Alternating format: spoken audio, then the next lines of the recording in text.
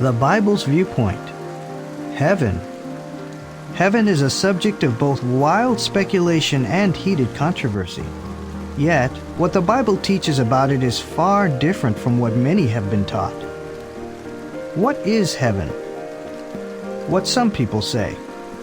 There are diverse beliefs about heaven and its purpose. For example, many professed Christians would agree with the New Catholic Encyclopedia, which calls heaven the ultimate home of the blessed who die in the Lord. Judaism focuses more on the present life than on the afterlife, says Rabbi Benson Kravitz.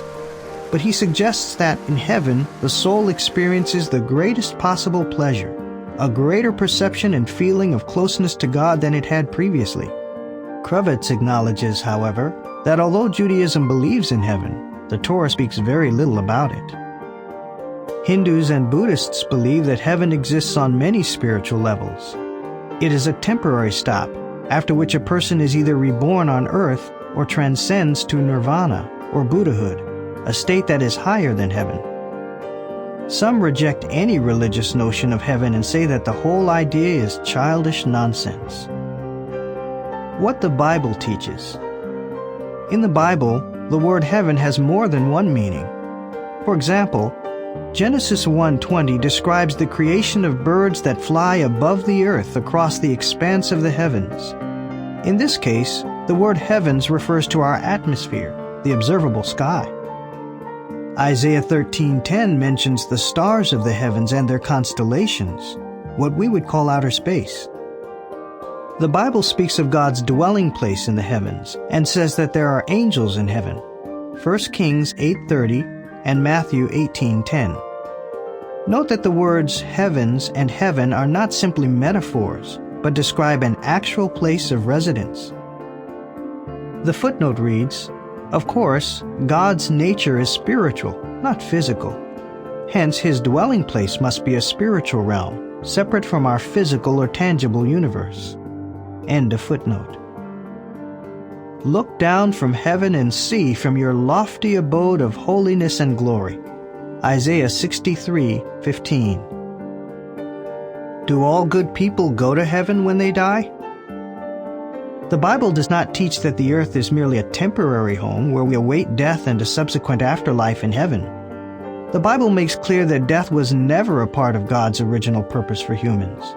Consider, God told the first human couple, "Be fruitful and become many. Fill the earth." Genesis 1:28. Earth was to be man's permanent home, where he could live forever. Death would come to the first man and woman only if they disobeyed God. Sadly, they chose to disobey.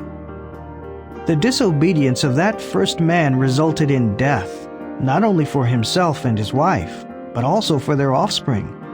Did that leave the human race without hope? The Bible says that there are new heavens and a new earth that we are awaiting according to his promise. 2 Peter 3:13.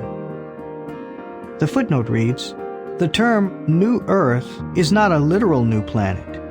Rather, it is a symbolic term referring to a society of people living on the earth who receive God's approval." End of footnote. By means of his kingdom, God will restore our earth to the condition he intended for it, and death will be no more. Revelation 21:3 and 4.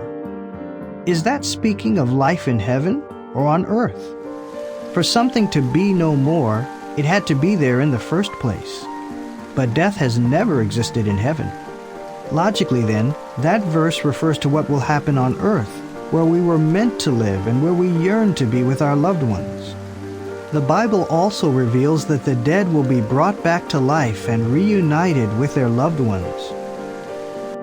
Many people have been thrilled to learn what the Bible really teaches about heaven. For example, a former Catholic named George says, "I found the Bible teaching about living forever on earth to be comforting. It made more sense than going to heaven." The footnote reads, "The Bible teaches that under God's kingdom, only a limited number of humans, 144,000, are selected to rule in heaven with Jesus." End of footnote. As for the heavens, they belong to Jehovah, but the earth he has given to the sons of men. Psalm 115:16. End of article.